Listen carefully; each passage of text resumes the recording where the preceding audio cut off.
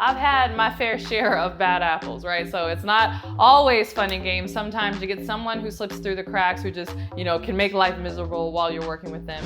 If that's you and you're like, how do I get to the place where I can actually start attracting my dream clients? The people that I'm working with are just making me pull my hair out. You're in luck, because we're gonna get into it right now. Hey, CourtneyLSanders here. Welcome back to my channel. If you're new to me, I'm a full-time online life and business coach, as well as wife and mom. I wear all the hats and do all the things. And I feel so fortunate because I get to work with some amazing people who make it all worthwhile. But it hasn't always been this way, right? While I've always in general had an amazing audience and gotten the fortune to really work with some amazing clients, I've had my fair share of bad apples, right? So it's not always fun and games. Sometimes you get someone who slips through the cracks, who just, can make life miserable while you're working with them. And then if you're smart, you learn how to let them go. But I know for some coaches, this is not just something that's every once in a while or even just a bad apple. It's like the whole barrel that they're getting seems to be clients that drain them, that nickel and dime them, and that really they just don't want to be working with. So if that's you and you're like, how do I get to the place where I can actually start attracting my dream clients? The people that I'm working with are just making me pull my hair out. You're in luck, because we're gonna get into it right now. All right, the first secret that I employ in order to attract my dream clients is I make sure that I am the type of client that I want to attract.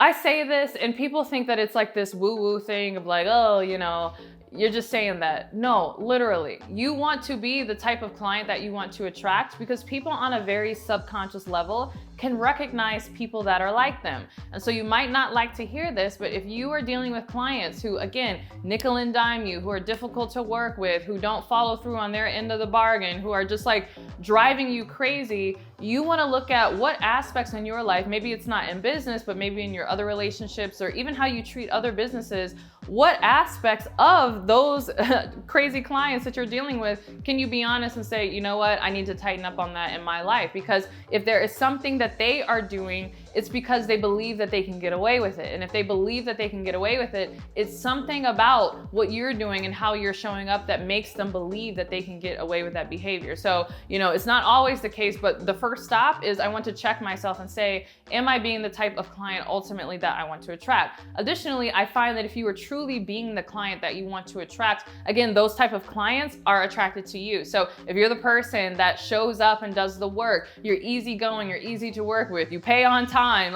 there's never any drama with you, you honor your word, and you're just a person of integrity, other people who are like that can recognize that in you, even in just your subconscious manner and the way that you walk and do things and talk. It's just an air about you that would make you seem like, you know what, this is my kind of person. That's a high level person, and that's the type of person that I want to work with. So again, we got to clean up what's going on within us, because if there's any type of way that we are, and we might be doing it subconsciously, but we might not realize that we're actually turning off those dream clients because they sense that something in you is not quite right. So look at the things that you are consistently attracting and ask yourself, what am I doing in my own behavior or in my own perspective that might be, being a red flag or a signal to the people that I don't want to work with, and a turn off to the people that I do.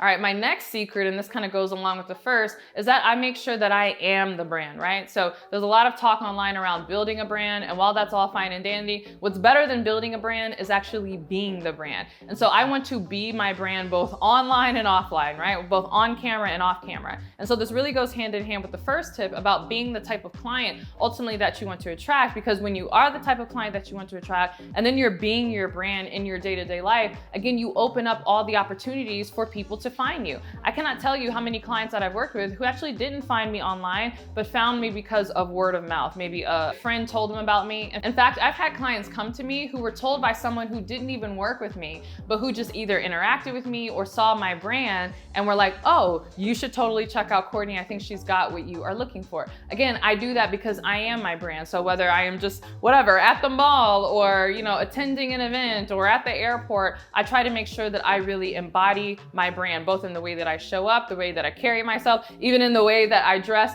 I like for people to stop and say like, oh, what is it that you do? And then I tell them about myself and they're like, oh, that's amazing. Because even if they don't work with me, they're likely to refer somebody who will. All right, my next secret for attracting my dream clients is I'm very, very mindful of my language.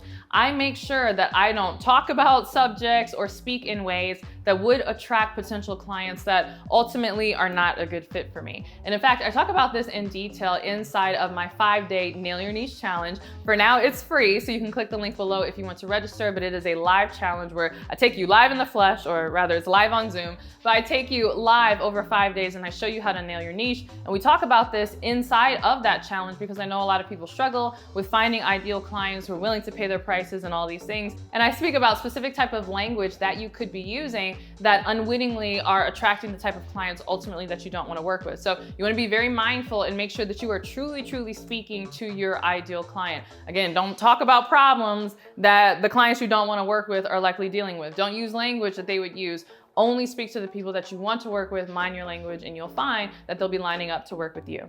All right, I have more where that came from, but first I want to hear from you. Who is your ideal, like, it would be so amazing if I could work with this type of person, client? Go ahead and share that dream client in the comments below. All right, my next secret to avoid working with clients that I don't want to work with and that might be more hassle than I can handle is having strong boundaries. I find that clients that are a complete headache and like a nightmare to work with, one of the first red flags that you'll find with them is that they are boundary busters. Meaning it might be very simple boundaries that you have and then they just like don't abide by them, right? For instance, I can't tell you how many times I get messages like this and it's super weird, but I get like DM messages or comments where people will say like, oh, I saw on your website, you know, the forms to book a call and to fill out an application, but here's my phone number. Can you call me?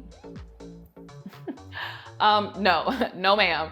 I am not calling you personally, right? Like that sounds super weird. And even just for like safety, like I would never call like a stranger on the internet directly. But I know when you're first getting started in business and you're really eager to get a client, it might be very like small things like that where you were like, ooh, you know, I want to work with this person, so it's not a big deal. I'm just gonna call them. Don't do that, because what that person is doing is they're demonstrating that they do not really care about your boundaries. If you have a boundary where you're like, hey, if you want to book a call with me, here is my process. In order to do that, please fill out this form. You'll be redirected to my calendar link. Choose a time here. And that person is like, oh, I'm just gonna ignore this process and I want you essentially to operate on my terms. That is a really big red flag. And you'll find that a lot of nightmare clients do that because they don't believe that they should have to abide by your process. And so they feel like, oh, just because I'm paying you, I should have the ability to kind of like run you around and you do what I say. And they're operating from this very negative mindset of, oh, because I pay you money, therefore I like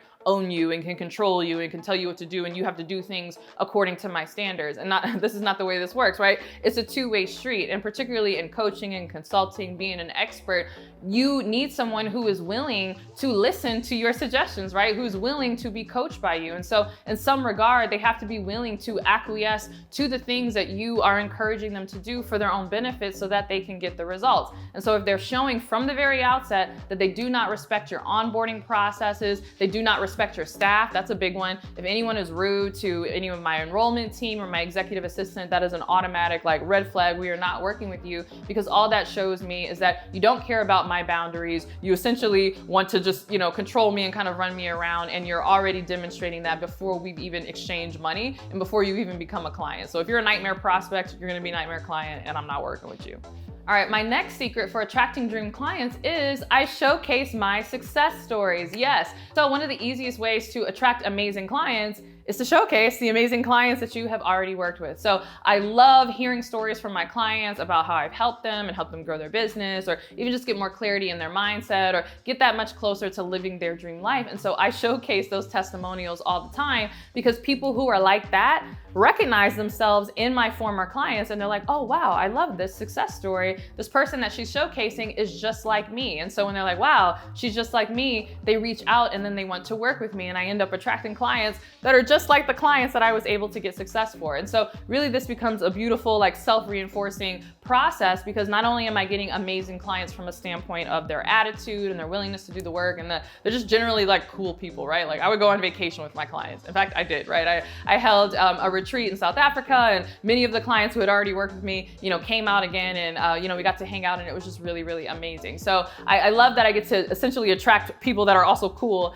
like my former clients, but I also attract people who have the the mindset who can get the work done the way my former clients did. And so it really reinforces and creates more testimonials, because if you're working with nightmare clients, chances are they're not getting the work done. And if they're not getting the work done, then you're not getting the testimonial, and it's making it difficult for you to market and attract new clients. So it's really a beautiful process, but make sure that you focus on getting your clients those success stories, and then make sure that you showcase them. All right, thanks so much for watching this video. I hope you enjoyed it. If you love this, you are going to love my signature program, the Next Big Name Bootcamp. This is a 12-month program. It's not a course. It's a high-level, really in-depth coaching program that shows you not only how to build your brand from A to Z, but even if you've already started your brand, but you're not attracting the clients that you want to, we show you how to structure your brand and how to do it in such a way that you become the next big name in your industry and people are lining up to work with you. So if you would like that in your business and you want to learn more about it, you can click the link below in order to learn more. And if you feel so inclined, apply. All right, thanks for watching this video. Don't forget to give it a thumbs up and subscribe. And if you can't wait for my next video, make sure that you are subscribed to my podcast, The Courtney Sanders Show. And if you can't wait for my next podcast episode, make sure that you are following me on Instagram. I share content all the time, pretty much every day, including the behind the scenes of my life on my stories. So come on over to Instagram and say hey. And with that, I'll see you in the next video. Bye.